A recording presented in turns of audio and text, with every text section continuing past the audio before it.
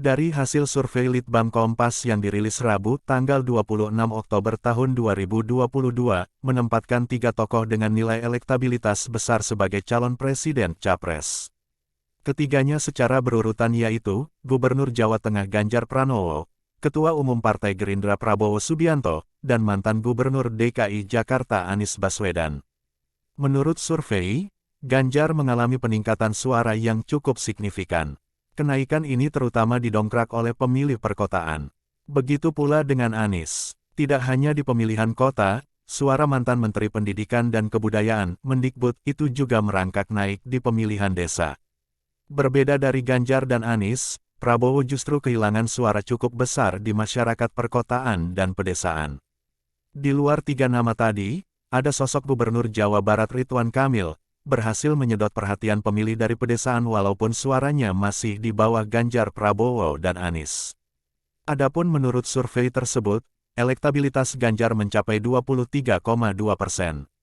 Angka itu naik dari survei periode Juni tahun 2022 yang mana elektabilitas Ganjar sebesar 22%. Pada survei terbaru kali ini, Ganjar berhasil menjadi kandidat capres dengan elektabilitas paling tinggi mengungguli Prabowo. Menteri Pertahanan itu mengantongi elektabilitas 17,6%, merosot tajam dibanding survei sebelumnya sebesar 25,3%. Sementara, di urutan ketiga, ada Anies Baswedan dengan elektabilitas 16,5%. Angka itu naik dari 12,6% pada survei sebelumnya. Survei juga merekam sejumlah tokoh dengan elektabilitas sebagai capres di bawah 10%.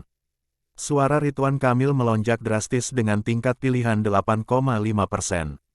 Pada survei sebelumnya, elektabilitas Gubernur Jawa Barat tersebut hanya di kisaran 3%.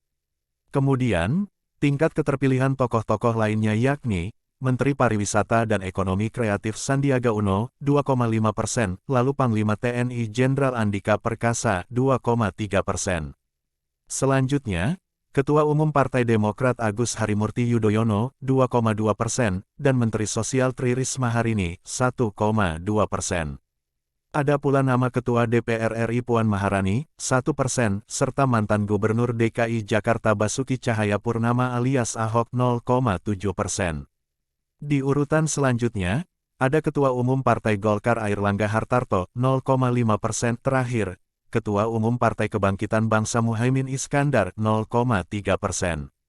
Perlu diketahui, jajak pendapat Litbang Kompas ini digelar pada tanggal 24 September sampai tanggal 7 Oktober tahun 2022.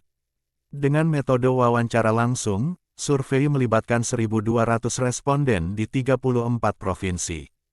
Para responden dipilih secara acak menggunakan metode pencuplikan sistematis bertingkat.